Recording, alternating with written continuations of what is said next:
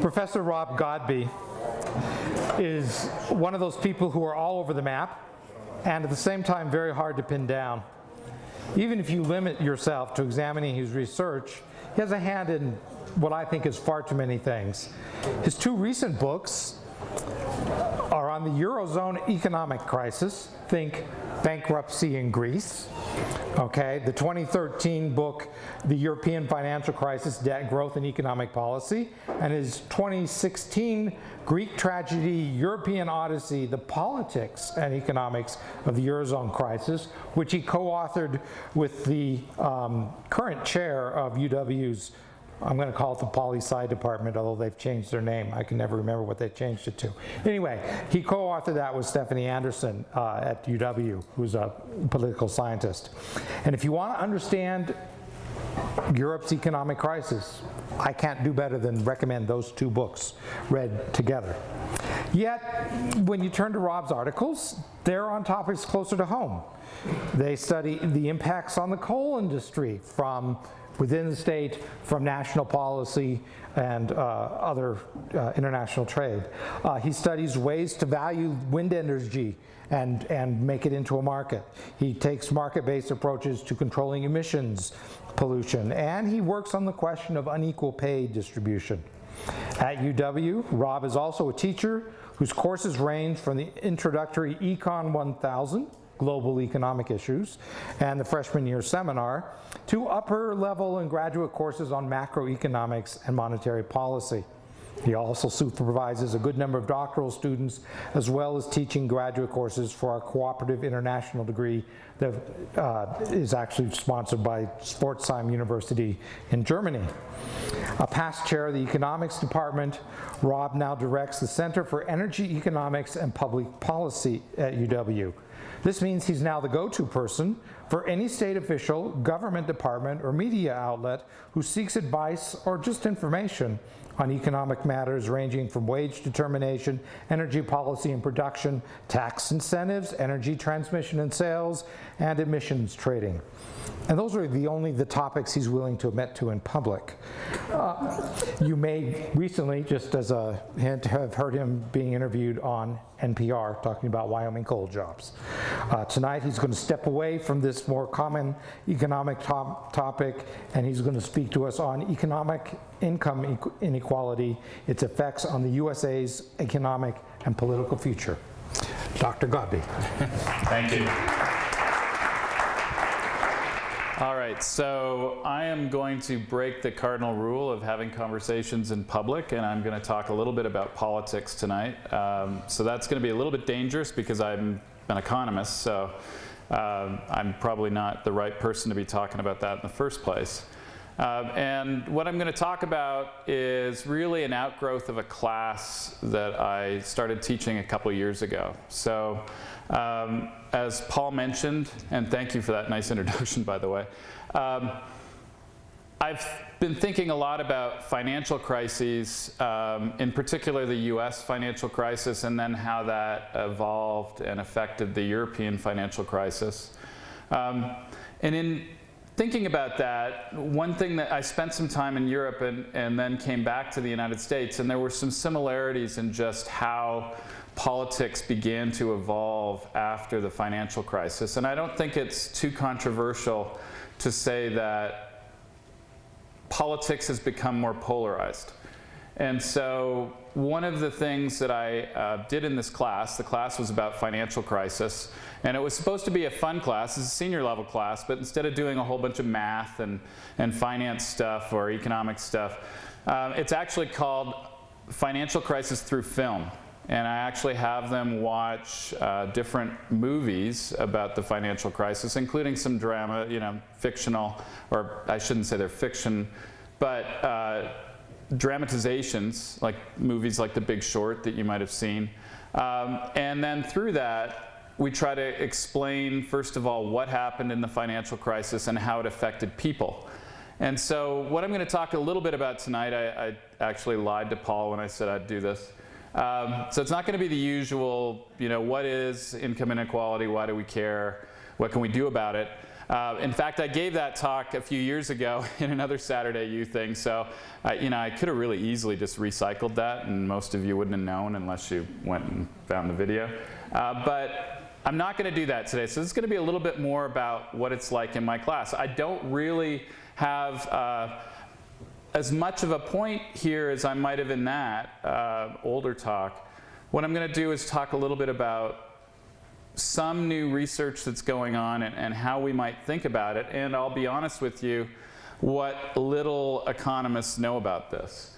So the first question that I often ask my students after we get from the financial crisis to really how society's reacting is, this basic question. So do we think as people, is society working for us? And I can kind of flip through some pictures. We can think about McJobs and whether that's good or not. The fact that many people don't have health care now, and that used to be provided by their employers, and they don't have it and they can't afford it. And it's something we need to consider. Is it something that should be provided? We have people very concerned about those sorts of choices and whether they're constitutional or whether they fit into their vision of what the United States should be. There's been a significant change in the structure of the US economy and the way we think about it, and maybe Walmart today is one of the largest companies in the country. When we think about what our country looked like 40 years ago, the largest companies in the country were companies like General Electric or General Motors. They made things. They didn't provide services or sell things. And then they also didn't sell things from other places as much as we made it here.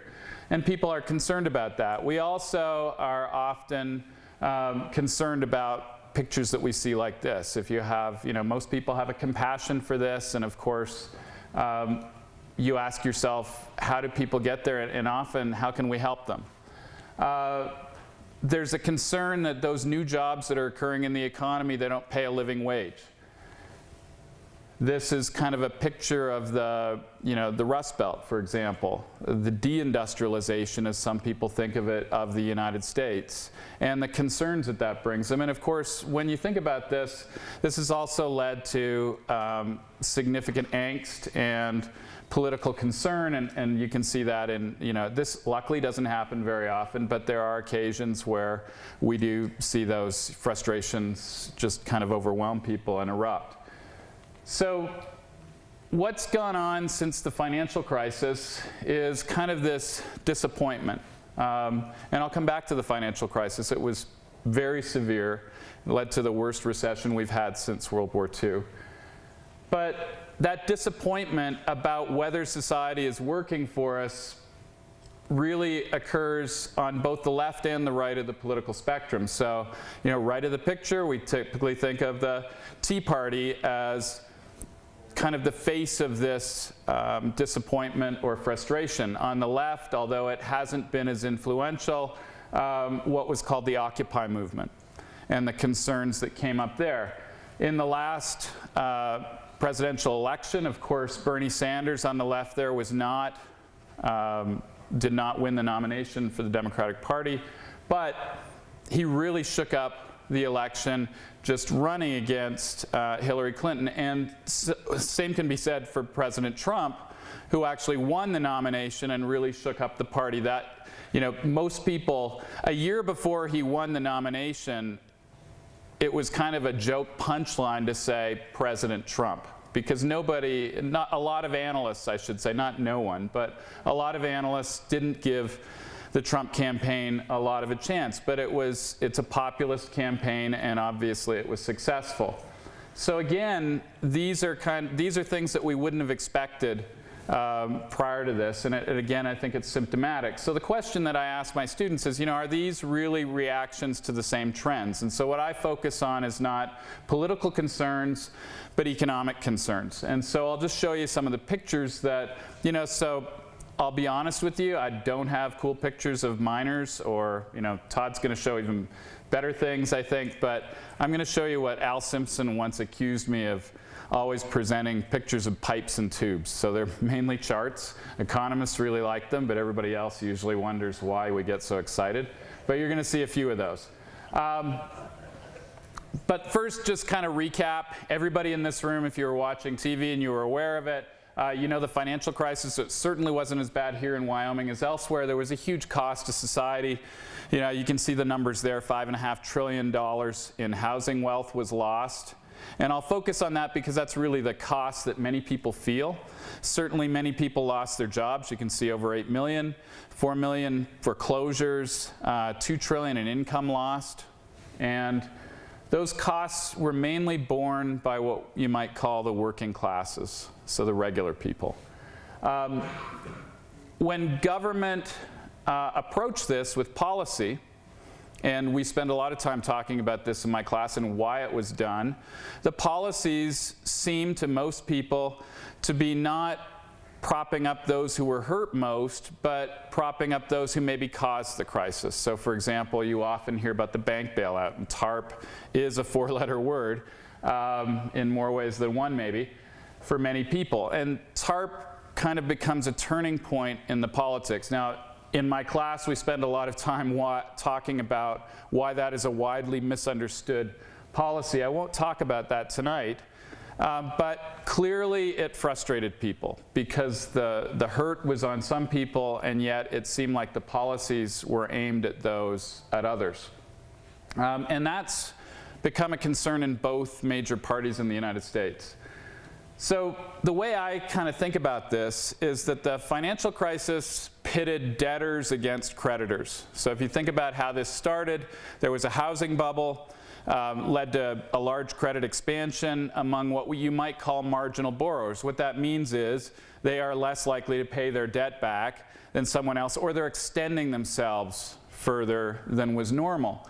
And you might blame those borrowers for taking that, but at the same time, it was the creditors offering it to them and, you know, saying, we're willing to lend to you. And, you know, they're supposed to be the experts. They're lending other people's money. They're banks. And so aren't they supposed to know when that's okay?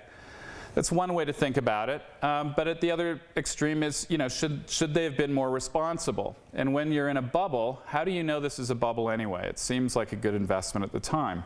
But what we did see was debt doubled, as you can see there, and that many people use their home equity to borrow to finance consumption. And by that, what I mean is, you know, they might take money out of their home because the home value went up, so they'd get, say, a second mortgage, take that out, and then use that to buy whatever to improve their lifestyle. But what that also did was, by increasing that debt, it increased the risk on those borrowers if a downturn occurred. And of course, in hindsight, we know that that downturn was right around the corner. But in the 2000, you know, the first decade, around 2005, 2004, that wasn't as clear. Then the bubble burst, asset prices drop, those are the houses. And, you know, so who's going to take the loss, the lenders or the borrowers? And so that's why I say it's debtors against creditors. And then the stakes were very high because of how much money was at stake. There was a huge value here that was wiped out. So this kind of created some battle lines, if you think of it that way. The policy actions are aimed mainly to save the lenders, if you think about TARP. Distressed homeowners were losing their homes. They find little relief from policy. And so you may or may not be aware of this, but the official start of the Tea Party as we know it and what kind of formed after this was a rant by a CNBC on-air host named Rick Santelli, and you can actually go onto YouTube and see this, where the Obama administration at the time had proposed policies that would actually help distressed homeowners. And the concern, of course, is, you know, where these, oftentimes they're characterized as no good borrowers, that they didn't intend on paying this back. And in that spirit, he was quite angry. And you can see the quote here. I've summarized it a bit. Do we really want to subsidize the losers' mortgages? President Obama, are you listening? We're thinking of having a Chicago Tea Party in July. And then he was on the Chicago Board of Trade floor. You know, there's a lot of people around him that start cheering this on. And this really became viral, and it kind of coalesced, and this is what we'd call the Tea Party. Of course, the Tea Party went on to have significant election wins in the 2010 elections, and the House went Republican, and of course, it also changes the way Republican politics have been since then. And you might say that they're more extreme in the sense that we've moved more towards an ideological stance and away from the moderates. And you have terms like rhino being thrown around if you're a more moderate Republican. Not quite as long a story, but on the left you also have kind of an upheaval through this Occupy Wall Street movement. And it starts in 2011. You may not remember this, but they tried to occupy Wall Street. It spread actually around the world. And of course, the concern that they were voicing, the slogan, and you saw it in one of the earlier pictures, is we're the 99%. And what they're focusing on is that gains in society seem to have been concentrated at the very top, and the rest of the people seem to have been left behind. And that's a concern that we call income inequality. And so their concerns were income inequality, foreclosures, the concern that this is leading to Wall Street corruption, and that money is determining politics. So, whether you agree with the left or the right, this is kind of how it's split, and it's split both parties, from the traditional side to the more extreme side of the party, if you want to call it that, or the more hardened side of the party. And of course, this has made politics much more difficult and much more difficult to find compromise in when views are more extreme. So that's kind of what I'd call that. So if we go back a step, you just ask yourself, and what I ask my classes often is, when we think about economic well-being, just what are our expectations in the first place? And typically people have thought that we should continue to do better, that the current generation will be better off than the last generation, and the future generation will be off than the present. We've expected that, we've experienced that, call it rising incomes. But we are also concerned that prosperity is distributed fairly, that you'll often say that a rising tide will float all boats. It doesn't just benefit a few. So it has to be spread across the population. It's not enough to say gross domestic product of the United States rose. We should also think that and everybody benefited from it. The last thing that people would like to see is that prosperity creates a sense of stability, and that they're secure in their economic well-being, that they are better off, and that they're likely to stay better off, and that something that's not of their making will not change their life entirely. So when people feel that the system isn't working in that way, and that it's not as secure, then obviously this is another reason for frustration. So those are kind of what I would often call the real desires that people have for society working for them. Are we becoming better off? Are the benefits, as our economy grows, are the benefits spread widely? And are they likely to be permanent? Or, if I've earned it, will I keep it, kind of thing. One thing I'll mention, when I talk about income inequality, really it's a misnomer. It's income growth inequality. When we say that people's incomes are growing, is there a group of people in society whose incomes are growing more than others? Or another way to say that is, as the pie gets larger, are they getting the same share? Or is everybody getting the same share of the pie they used to get, so we'd all get a larger slice? Or is there only a group getting most of that increase, and the rest only see very little growth or none at all? And that's really kind of the concern people have had, and I'll show you some charts to kind of show this. So if we think about our expectations, first of all, is the economy becoming bigger?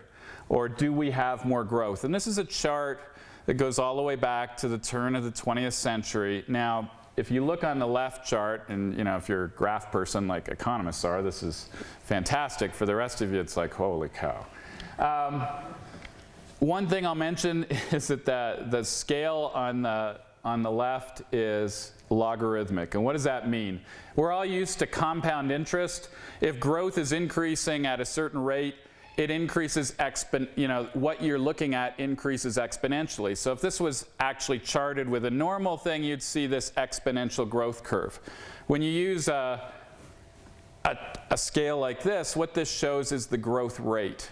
In other words, how quickly are we growing? So if it's a flat line or a line with a constant slope, then the growth rate is constant. So what you can see is prior to World War II, or prior to the Great Depression really, we had a relatively slower growth rate. Then you can see that huge upheaval in the middle, first the Great Depression, followed by World War II. And then you get on this track that post-war we got used to ever since. And basically what that is with some variation, a pretty predictable increase in our well-being. It grows at a little over 3% initially, and what that means is if you're growing at a 3% growth rate, and some of you might know this trick, if you want to know how long it takes, say $100 in the bank to double, you could do a complicated calculation if you remember, the compound interest rule, or there's this really simple rule called the rule of 70. You just take the number 70, or you can use 72 or 69 if it's easier to divide in your head, and just divide that number by the interest rate. So at 3%, if you're thinking of something that's growing at 3%, that means that whatever you started with is going to double in size if it grows at that rate about every 23 years. So what this means is every generation, as they become adults, they got used to the fact that they were twice as well off in real terms as their parents were. And this is something that the United States became very used to. Now, it's a little hard to see in this chart because it gets compressed towards the end, but certainly in the past 15 years, that trend has actually slowed down significantly. It's now growing at about 2%, which means if you use that same rule of 70, you divide 70 by 2, it's 35. So it was doubling approximately every 23 years, now it's 35 years. So you don't see yourself growing as fast. Of course, there's lots of variation there. And so that's the first thing, is we're not becoming as well off as quickly as we used to. And that's a concern. So one of the questions that have bothered economists is why that's happened. This is another picture. I know it's a huge tangle of lines here. But what this really shows, and I'll focus on that big red dip. What this is the length of time when we fall into recession and we lose a certain number of jobs, how many months it has taken in each of those recessions to reclaim the number of jobs we started with. So in a recession, the number of jobs in the economy shrinks. So how long in months did it take to get back to the number of jobs we had before the recession? So think of it as falling down a well and how long it takes to climb back out. And that's what we'd often call just a basic recovery. And the scary thing here is, as you can see that big red line, that shows you how bad the crisis after the financial crisis was. It's far deeper. We lost many more jobs in that recession than we'd ever lost since World War II. Really, the only thing that's even sort of comparable is the Great Depression, where it was even worse. But the real concern there is how long it took to get back to where we were before it started. The next line, there's a brown line, the next one over, if you move to the left, was the recession in the early 2000s, which is considered the least significant recession since World War II. It actually took the second longest time to recover. And if you move back, the next line is the recession before that. And it took longer to recover than any recession prior to that.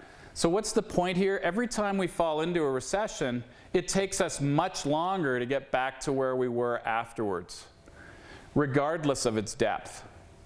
And so that's a real concern. We're not bouncing back. That means the pain is much longer lived.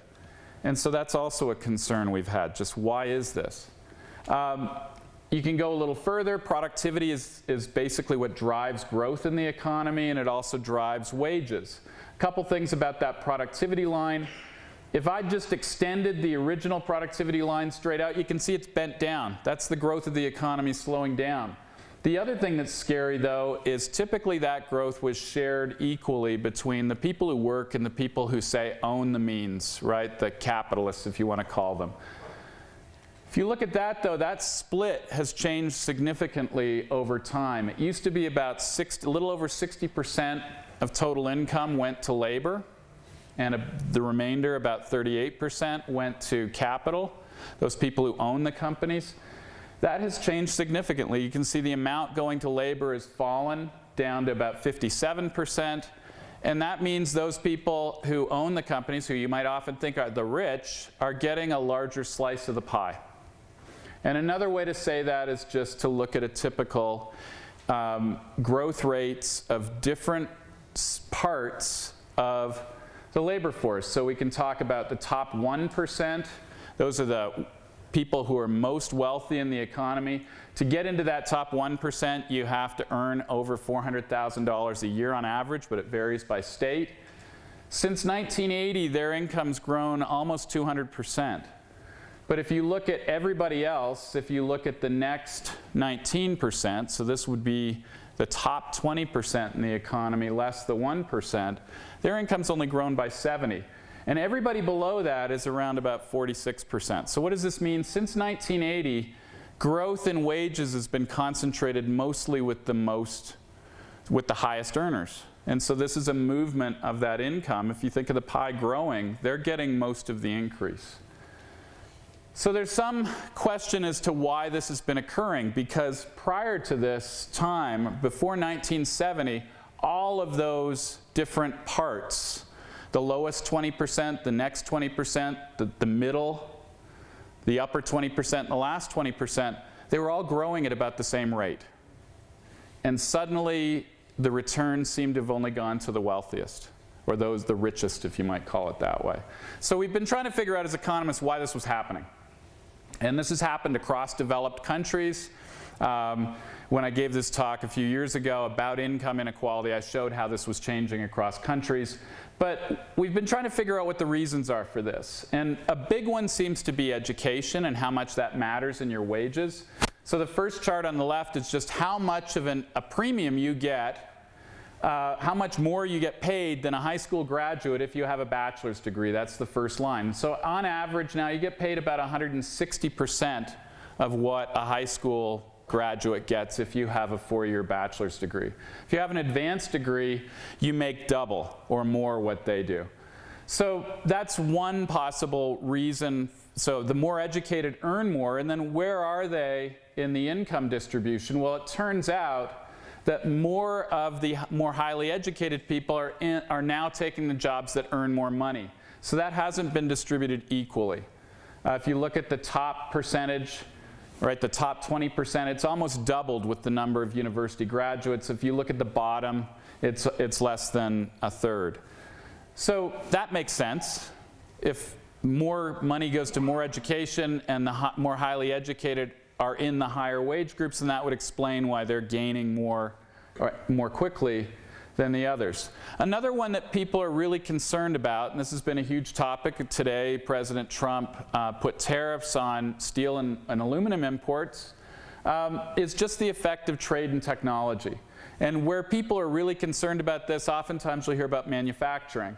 So the first line going down is the amount of manufacturing employment. We used to, we think of manufacturing jobs as good jobs. They often pay better. They were historically unionized. They had better benefits. And so people, worked in factories for GM, General Electric. And you can see since the 1970s that employment was relatively flat until about the 90s, and then it really began to tumble. And so, now we have employees that are far less, about 12 million employees in manufacturing, whereas at the beginning of this it was around 20. Now, people are very concerned about that. Why has that happened? A big part of that has been trade.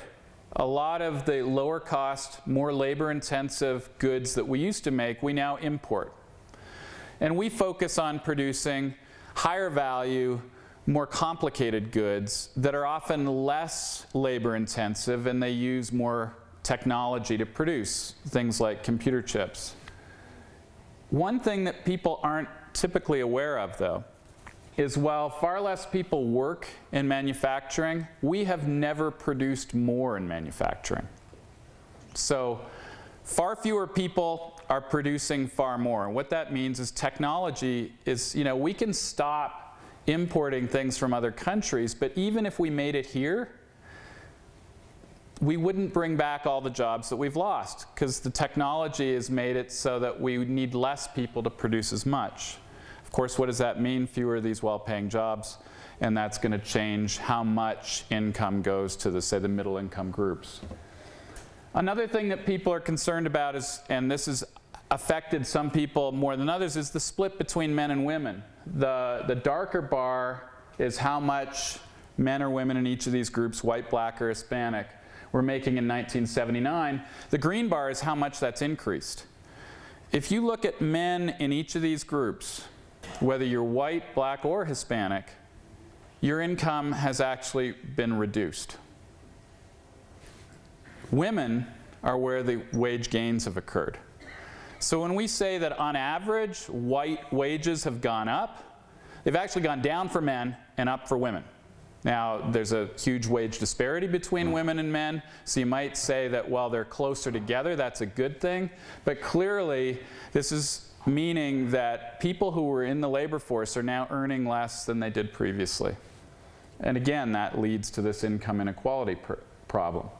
Another thing that people often think about is just more traditional reasons why this decline might have occurred. The right panel is really the number of union workers. That's declined incredibly. And the minimum wage has stayed in real terms, when you adjust for inflation, flat. So it's not raising the lower classes where that's kind of a floor for.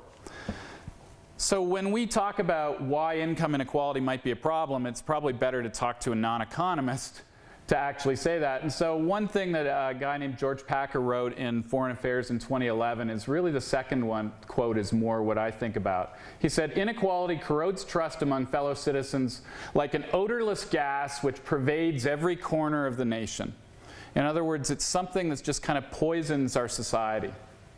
And so if you think about who's been affected by these changes, if you wanted to just generalize, it's laborers who were less educated, they're likely older, they were working in manufacturing, they were probably unionized in the past, and they were more likely male.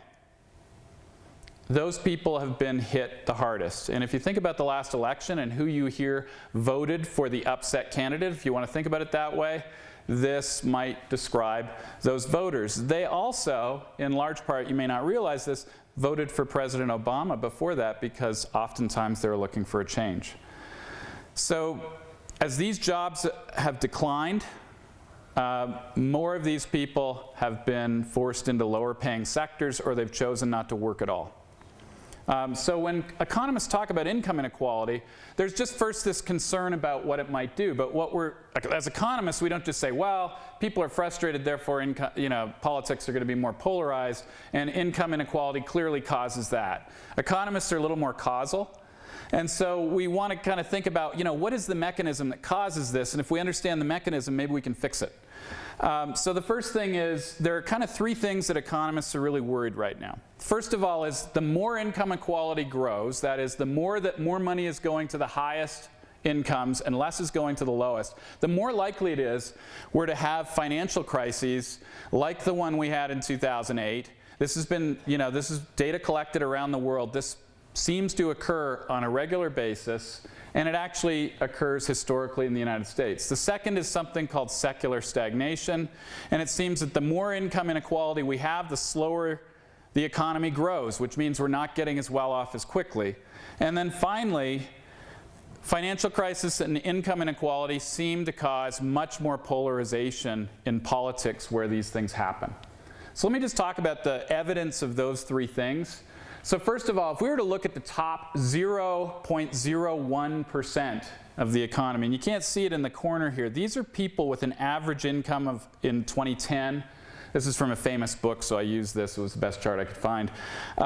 These people make about $8 million a year in 2010. So they are the very rich. There's only about 15,000, little under 16,000 families here. If you look at their share of total income in the United States, that is the total amount of income created for everybody, their share of just these 15,000 families over time, in that golden growth era between post-war period and the mid-1970s, they were down at about 1%. So these 16, this kind of group, very rich, accounted for about 1% of total income. You can see that that's grown at the end there to almost 6%. The last time this kind of income inequality occurred was 1928, just before the Great Depression. If you look at another picture, this is the share of the financial industry as a percentage of total output in the United States. And this goes all the way back to the 1860s. The first spike, 1928. Goes down after the war. The most recent spike, 2007, 2008. Why does the financial industry grow? The argument goes, and evidence seems to support this, it's income inequality among the wealthier people. As more and more income is going to them, it actually funnels into the financial sector more often. These people are the ones investing, if you want to think of it that way. If we then look at income inequality and bank failures, which is a financial crisis, you get the same sort of suspension bridge picture. 1928, 2007. So these sorts of things, and if you look at deregulation, when that started, as you see the low part between those two peaks, deregulation started about 1980. And so the question then becomes, what's going on here? But it seems that as income inequality follows the same pattern as these financial crises. So if you're an economist, that's not good enough. That's just a correlation. So what we want to say is one causing the other? Or is some common cause maybe causing both? Or maybe they're just unrelated. So if you had a potential common cause, oftentimes what you'll hear is something called neoliberal policy creates both inequality and financial fragility. That's basically the doctrine of deregulation. Let markets do their thing. And of course, that also might mean that we have more inequality, and clearly that's often been blamed for the financial crisis in 2008 and also the financial crisis in 1929. Or is there some sort of mechanism that as income inequality grows, it actually causes something that would cause a financial crisis? So one hypothesis might be that if you have more income inequality, that creates greater political influence for a group that may have specific interests. They may want to see deregulation in the financial sector for some reason. And of course, when you have less controls in the financial crisis, maybe that's what causes a financial crisis. So these are open research questions, but the data does kind of suggest that there might be a relationship. So that's an ongoing area of research. And many economists are beginning to believe that there is this causal relationship between income inequality and financial crisis. Second is something called secular stagnation, which is a really fancy economist way of saying, if there's nobody around to buy stuff, then nobody really has an incentive to build more factories to make stuff. So if people are buying less stuff, then the economy grows more slowly over time.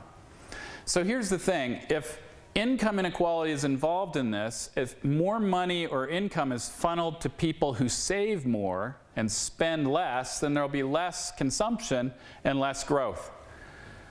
So is that possible? So if we look at this and we look at how that income is being concentrated, you'll see that the top 1% of the economy save almost half of their income when you look at all things, including uncapitalized assets. So this could be a concern. If we look also at the growth rate of, so every year the CBO, the Congressional Budget Office, tries to estimate what the economy could produce if it was fully employed, given all the factories, given the people and the productivity of people. That dotted line in the left thing would be if we were producing what we were capable of, we'd always have a ratio of 1. But if we're producing less than what we're capable, the ratio is less. And what you can see is we're more and more often below what we're capable of. This is a slowing down. And the other picture shows that. The dark line is the old estimate of our potential output. The dotted line that's more variable is where we've been. Now, of course, there was a financial crisis there, but you can also see what's been tipped down is actually our potential. So what that says, this is saying that in the future, we're not expected to grow as fast as we were in the past, and that's been caused by less growth in the present. And so this is something people like Larry Summers and others, very famous economists, are looking at. And then the final thing is, does this dislocation and inequality actually cause polarization? So here's a direct relationship. Polarization is the dark line, measured as a measure of how extreme candidates are if they give an ideological viewpoint in the House, and historically that's been measured. And the top line is the amount of income that the top 1% have. And you see that the lines fit very closely. So there's a correlation. If we look at another thing, so we might say, well, what causes income inequality? Well, one of those things is trade shocks. And the biggest trade shock we've had has been with China. And China, when they came in, they were so big that the competition with Chinese manufacturing dropped a lot out. So this is a complicated picture, but on the left is the counties of the United States that were most exposed to trade competition with China and how many jobs they lost. So if you're darker, you're in the top 20% of counties. If you compare that to the lightest colors, you're in the bottom 20% of the least exposed. If you look at just the shock in manufacturing caused by China, and this comes from a paper that's cited there, the darkest counties lost 19% more employment in manufacturing due to China than the least exposed did. If you look at the critical counties in the last election as just an example, there's a really direct correspondence. The ones that were most polarized are the ones that are often. Now what's in that picture on the left is the counties that flipped from Obama to Trump. And if you look at where they are, they're in the previous industrial heartland of the country. And so that suggests a significant frustration and a willingness to try something new because we're fed up with the guys that are around. Again, polarization. Same authors, a couple different ones, have tried to estimate if we hadn't had this shock, what that would have done. It would have reduced polarization. They have a measure for that. And this is what they estimate would have happened. That we would have had 18% fewer conservative Republicans elected. You would have had more moderate Republicans elected, 6% more. You would have had 16% more moderate Democrats elected and 4% less liberal Democrats elected. That is, less Bernie Sanders, less of the Tea Party, more of the middle. And the idea is if you've got more moderates, you can get more done. And of course, the biggest the people who are least popular in the United States are members of Congress right now. So, and it's because they seem to not get anything done, and it's because they can't agree on anything. So that's kind of where we are. So the result then is this frustration, fear, anger, and that seems to perpetuate, and it seems to be in part growing from the political decisions. So the question is, what do we do about it? Some really prominent economists, there's an example right there, say, well, we've got to reduce income inequality and we should be very active. We need more progressive taxes that tax the rich more. We need to protect unions, things like that. Well, the problem here is we're not sure if those cause income inequality or they're just correlated. So this might lead to unintended consequences. You have other economists who say we shouldn't do anything because we don't want to mess with the machine and make it worse.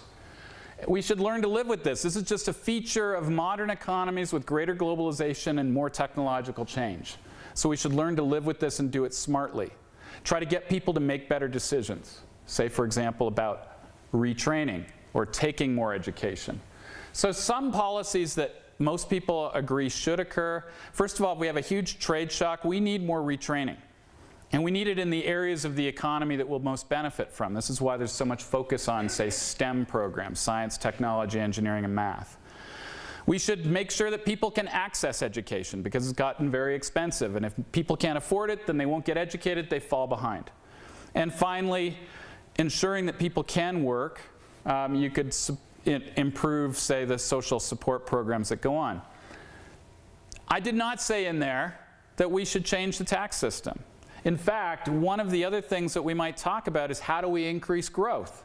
This goes on both sides of the spectrum. So while it's been very controversial, President Trump's tax initiative will increase growth probably because it's putting more money in people's pockets.